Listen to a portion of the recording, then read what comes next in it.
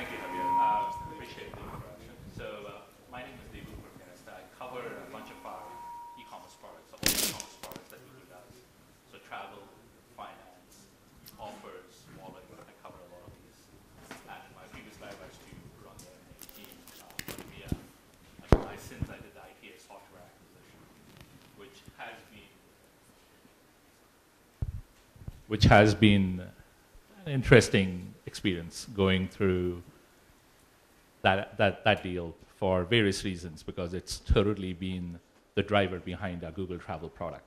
As you've seen, some of the products that have come out, the Flight Search and the Hotel Finder product, which we launched, has been a lot of this comes straight out of the IT acquisition and obviously our internal also. So it's a fairly broad topic that we're going to talk about, the future of online travel. So I'm going to keep it grounded. I'm not going to be talking about a future where maybe I'll have an implanted chip in my brain which can read my emotions and suggest travel or whatever it is. I'm going to avoid all that, and I'm going to keep it fairly grounded. And we're going to fundamentally cover 4 areas. One is the impact of social networking tools on travel, the impact of the Offers product, the Google Offers or a Groupon-like model on possible uses in the travel space. The third one is purely the experiential part of travel. Travel today is fundamentally a very execution-oriented business. That means you and I need to decide where we want to go, and based on that, we go and book, which is execution. What if it could be a little broader than that? That means one could suggest options, and based on that, drive.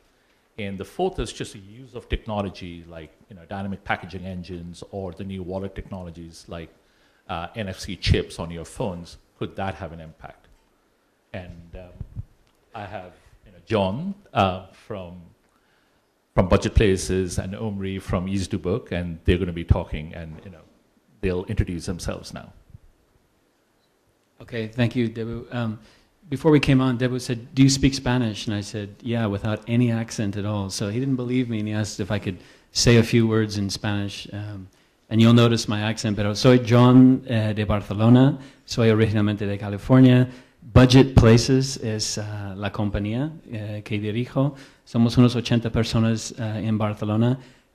Nuestro modelo como OTA es estar 100% enfocado en hoteles, hostales, apartamentos y bed and breakfast, 4 tipos de alojamientos en el sector de valor por dinero. O sea, siendo más claro, nuestro objetivo es ofrecer, agregar todos los sitios que están unos 20% por debajo del ADR of that city, right? So we focus on that sector, getting value for money accommodations. We have about 7,000 directly contracted hotels that we work with. About 20% of them are in Spain, and about 20% of our booking customers are in Spain. The rest is primarily Western Europe, and we're starting now to try to become active in the United States, principally on the East Coast. Very quickly, sort of our philosophy, and it was mentioned earlier by Thierry from Air France, is that we are a distributor, and we see that as a privilege. Hoteliers give us the right to distribute their rooms, and we very much try to understand that. We don't see it as a derecho adquirido. So the model with which we do that, we think is a bit more hotelier friendly, and we try to basically add value to the 2 sides of the equation. On the one hand, help hoteliers who fit that criteria. They could be chains, they could be independent pymes, small 40, 50 room places, basically sell their rooms at a fair price and maximize their yield. That's one of our, basically our first intention. And the second intention is to try to be a category killer, try to offer on one easy, simple website all of these kind of places where people save money. And we think that there's a big market for rooms that are 65, 70 euros off the Castellana, or in Belgravia in London, or in Harlem in New York, where in some of these cities the ADR, the average daily rate, is $325 in New York, for example. we see that there's value to be able to aggregate and try to do that. Okay, so that's us. Thank you. Hi, Omri Amir from easytobook. Unfortunately, no Spanish from my side. We are a bit different than John's company. We try to integrate many inventory partners and normalize the data a bit what Google does on the hotel finder side. We have also our own direct contracted hotels. That's on top of all the hotels that we together synchronize and making it a normalized product which you can book online. We are about 70 people, and 30 of those 70 people are online marketeers and developers, mainly developers. And that gives a little bit of the scope of our company and who we are. Our focus is mainly on integrations, so trying to integrate as fast as possible to Hotel Finder, trying to move as fast as possible into new areas as within AdWords or any kind of things like hotels combined or kayak. I think we did the integration to Hotel Finder over the weekend in 1.5 days. But it is a changing market, and we believe that trying to make the user and the product for the user as good as possible is the key aspect of the coming future, and where we will talk about today. And I would like to hear a lot of input from the hotels, and especially from the hotels chains, on how they are going to look at Hotel Finder or at all kind of products that Google is starting to launch on a daily basis almost. Thank you, guys. Apparently your mics are working, mine is not. So I'm going to hang on to this. So one other suggestion, anybody wants to ask questions, feel free to ask in Spanish or in English. It doesn't matter. John's kindly agreed to translate. And I would... No accent. And I would love to hear, obviously, questions, especially on the airspace or from hotel chains or from cars, because, you know, what we're talking about out here could be a little too specific otherwise. So first question, which I'm really very interested in, so all these plethora of social networking tools, Google+, Facebook, Twitter, are they of any use for your business? Do you find them useful? Do you end up using them much, or you think they just go by?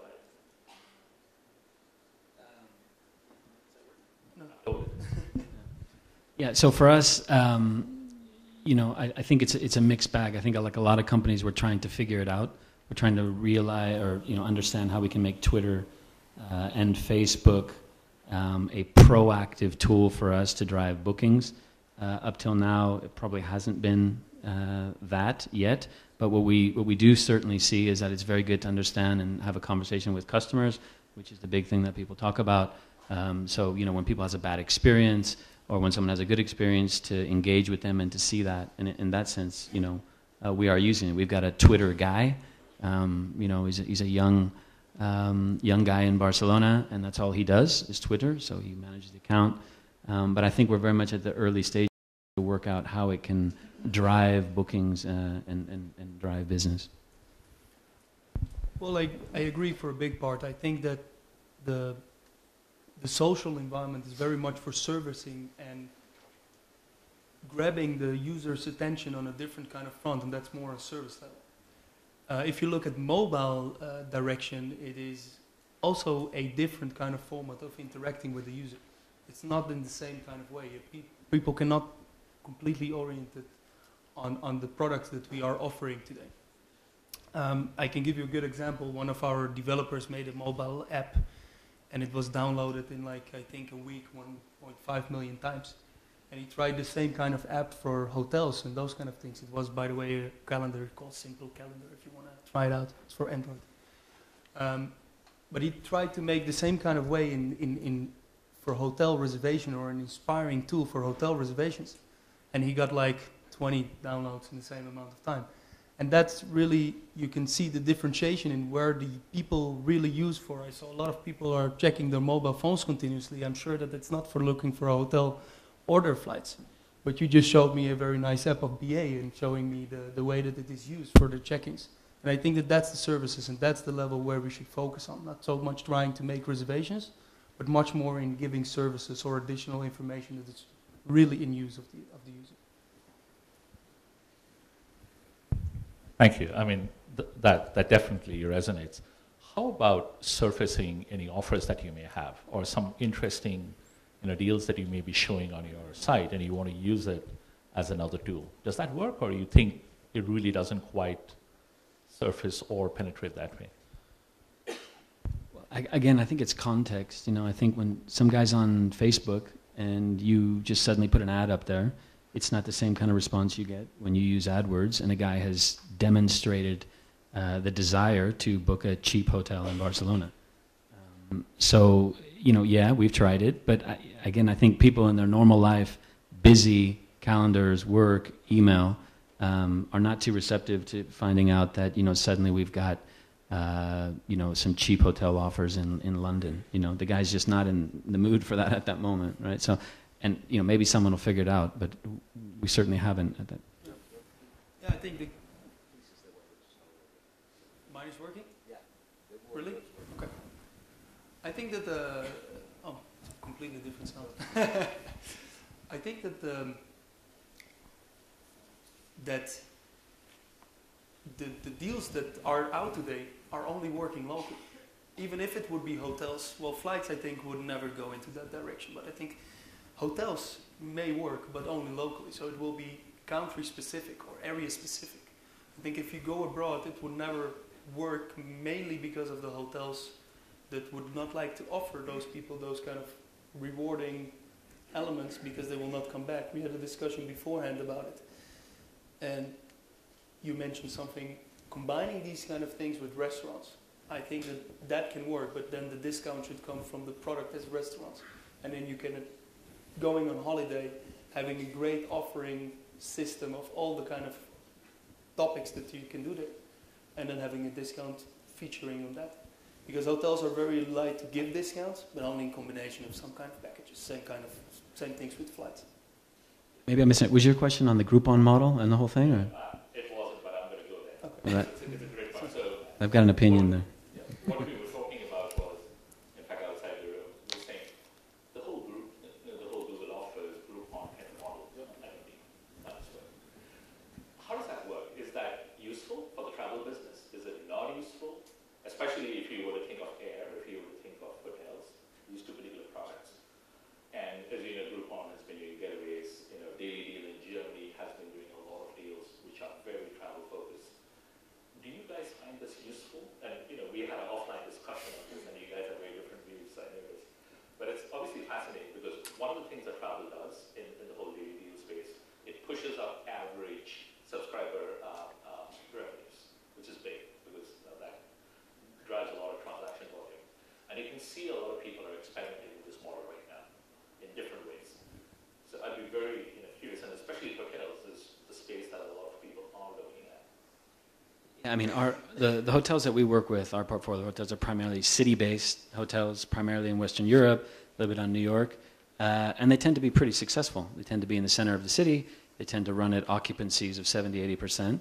And the whole Groupon thing is not a good offer for them. It's not good value for them.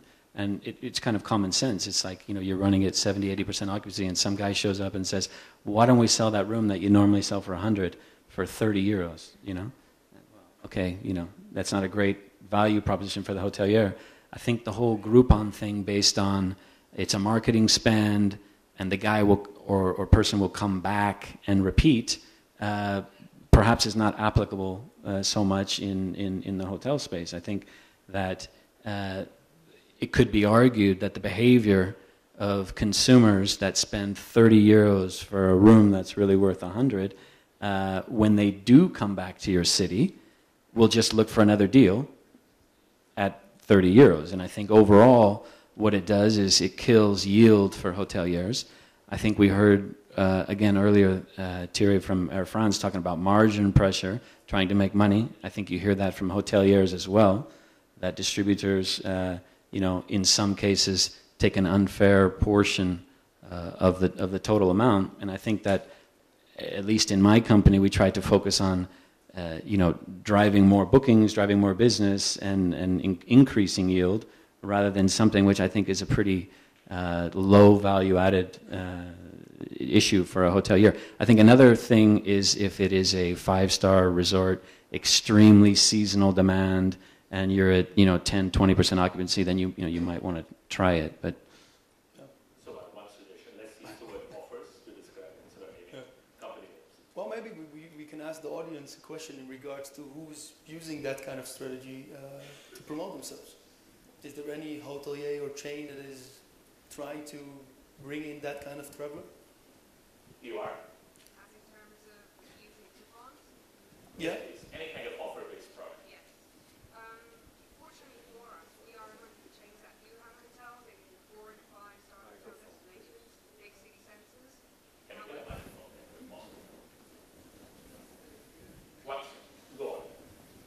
However, we do have less popular destinations, let's call it like this, where none of the traditional distribution, either offline or online, works. So it's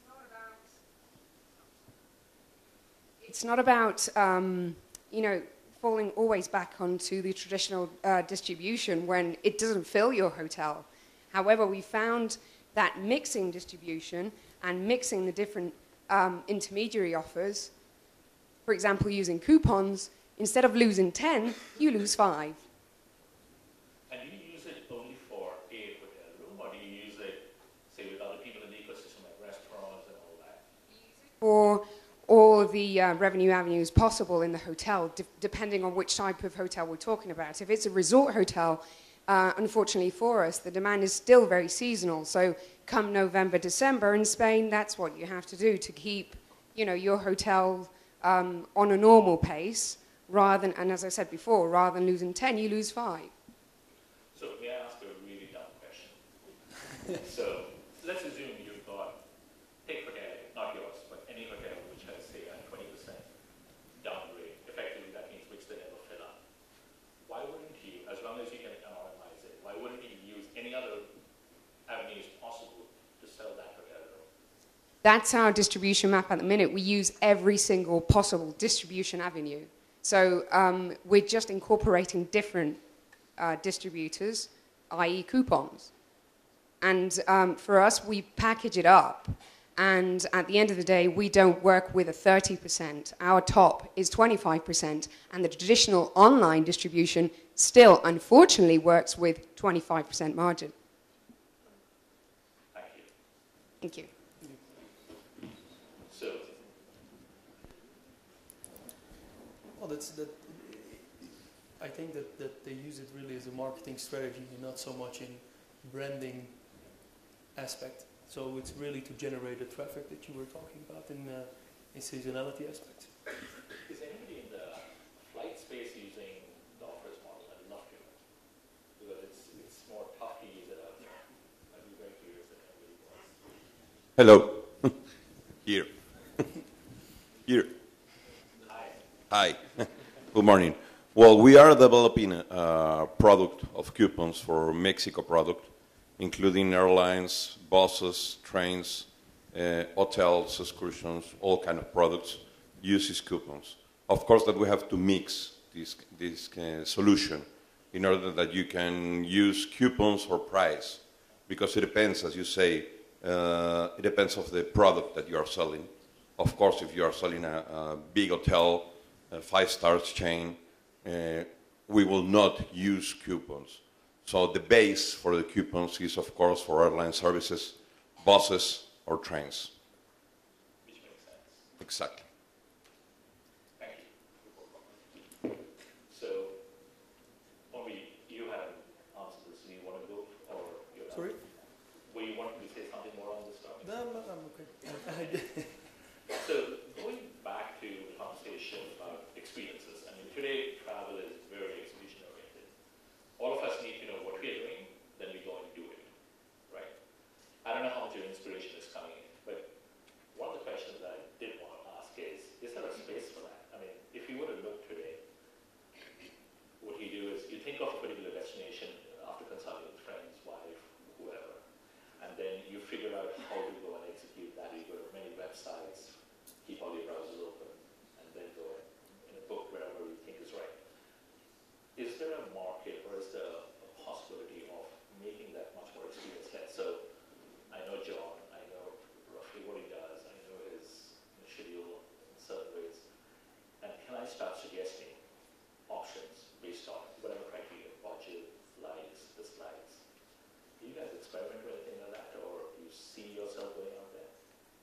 So we're not experimenting with something like that. I mean, we try to be good at one thing, which is when the user knows exactly what they want to do, which is they want a good value hotel in Berlin or Barcelona or London, we try to give them that. So in our case, no. Now, to answer your question, I think there is probably room for that. I personally always try to think about when you hear about these recommendation engines and, I personally don't see it. I think a lot of people have what they have is a lack of time, not a lack of thing. I don't think there's a lot of people sitting around saying, I have money and I have time and I don't know where to go. But having said that, there probably is, like in all of travel, space for something like that. I mean, I think we see that from big global OTAs like Expedia and Priceline, successful regional ones like eDreams and Opodo and Atrapalo and on and on and on. In Germany, Holiday Check, probably bigger than TripAdvisor. So it's a massive, massive market, travel. I don't think it's a winner-take-all market like search is. So there's probably not, Google won that, so there's probably not an equal amount of people over at the Yahoo conference or the Bing conference. But travel is varied, and there is room for all kinds of different models, and it's good news. I think you'll see more innovation and more people trying to do things like that. I think my final point would be, for that to work, I think we have to make it easier for people to buy. And so things like packaging up the cheap flight with the room or with something after the hotel, like a restaurant or a shopping experience, with a one-click sort of Amazon-type easiness of buying.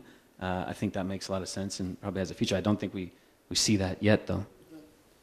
Well, I think that I believe very much in that kind of atmosphere around a product. If you look at if you would go to a travel agent, to a traditional travel agent, they would not ask you with how many people you're going. They would ask with whom. And that's a very specific reason, because it has an emotional reason. Are you going on holiday with your girlfriend, with your wife, or a group of friends, or for business? It has a specific emotional reason, and there is a specific match for that. If websites would do a very simple job of telling you, well, this area is a touristic area in the city, this area is for youngsters until 25, and this area is for romantic couples, then you would give additional value to the user, instead of giving him all kind of difficulties in filtering that out. On points of interest or near Central Park, what we just heard, well, I know Central Park, I just don't know if that's the right area for my emotional state at that time. So I think if websites would make the differentiation and try to focus on the what, so what kind of emotion are you going to? Where in the city? Because I don't so specifically believe that you go somewhere completely different based on your budget. I think you have an idea. When are you going? Because people are quite flexible in travel, especially in holiday travel, right? We have a lot of data. We actually know when it's cheaper to travel. Flights do it already for a very long time. We don't still do it. That's quite crazy. And the last one is how much, right? It's very important for people to know if they are getting ripped off or not. Let's say it was cheating called. But I think that those four elements are very important in the user's orientation of what to choose. And if a website can focus around these and trying to elaborate and trying to make sure that the user takes those paths, by just showing them, for example, if they know a bit about the profile or if they know a bit about their experience, showing them the top 10 most romantic hotels in Madrid. Well, that would help me if I would go with my girlfriend, right? Or this is the area where you need to stay if you want to go and have a lot of fun. Those kind of things, I think, really added value content is the things that we as OTAs can add value to. That's something also we are going to focus on in 2012, in bringing those values to the user, making it really helpful instead of giving them no limited amount of options. I think that's a really good one. So, what do you find difficult in doing that? Is it data? Is it it's real research. You need to focus on making sure that you are not giving that data generated by some kind of engine. We are very good, and I think everybody here is very good at making good algorithms and trying to, you know, push the right hotel at the right moment. But I think that the users are a bit fed up of 2,000 results in the city. For example, London has 1,400 hotels. Nobody wants to dig in for 1,400 hotels. I just want to make a very narrowed list that is fitting my use. And I want to make sure that I don't pay too much. Those are the two things that I really would like to have as an assistant. So one thing we observe at our end, which we find really useful, is a lot of people ask open-ended questions when they go into Google. So they will ask hotels in Europe, hotels in UK, hotels in Spain, without being very specific. And if you see that, it gives you a sense that people are actually wanting to have much broader view before they start narrowing down. But because today there are no tools to give you a particular answer, you know, people are forced to choose for themselves. So there was a reason I asked this question, because I can see that and it's a pretty significant That's if you listen to the user, right? But we all know Ford's famous sentence, if I would listen to my clients, I would make a faster horse. So it's not always true. You should always suggest. You go to a travel agent to be surprised. You're going to a travel agent to suggest. And that he or she asks the right question and bring you the right answer to you. So I agree with you. Listening to your user is a very good tool. But it's not the best. It's not the thing that people want. iPhone is not invented by listening to people. iPhone is invented by a great visionary. That's how iPhone is invented. So let's go further down there. Okay, good. So what we are effectively saying is listening to the user is good for certain things. The emotional part, the software part. Usability. But don't ask them to design it, because they're not good at designing what they really want. Yeah. I think helping them, looking at what they really want, so not asking or not looking only at a fragmented data that is a user interface and trying to interpret that with data analysis, but really listen to the user. So what we do is, instead of like only taking our analytical view of data, we started to use a lot of user testing so that people can tell and say what they really think at the specific moment. And you would notice down the path that everybody is actually trying to understand what you are telling them instead of trying to maneuver through your path. You understand the difference? So they are not going to 17 queries and making 17 queries because they understood it directly. And Hotel Finder would not solve that, because what they do is they start to search, indeed what you say, hotels in New York, and then they hotels in New York Central Park, and then hotels in New York Central Park Romantic, but still that data is not generated by the OTAs, that it can be usefully integrated into a product such as a normal query search, because a normal query search works on specific content data instead of on really research data. John, what's your view on the user part of it? I'm confused. I definitely take Omri's point. I think that, on one hand, you have to listen and say, but sometimes people ask questions that they think is the only information that might be available. So I think if you can try to innovate, I think you made a good point on, there's a level of detail that surprisingly is very, very useful in terms of going deep in a city, Where is the romantic area? Where do the 25-year-olds stay that they want to go out, and where does a businessman stay that people don't have? So I think, and I think people probably won't type that in and ask for that. So I think if, in terms of adding value by providing choice, and then helping people to filter through what they might want, is a big area that we can get better at, and that we should try to get better. Making it easier to filter through, and then making it easier for them to pay, and get out quickly.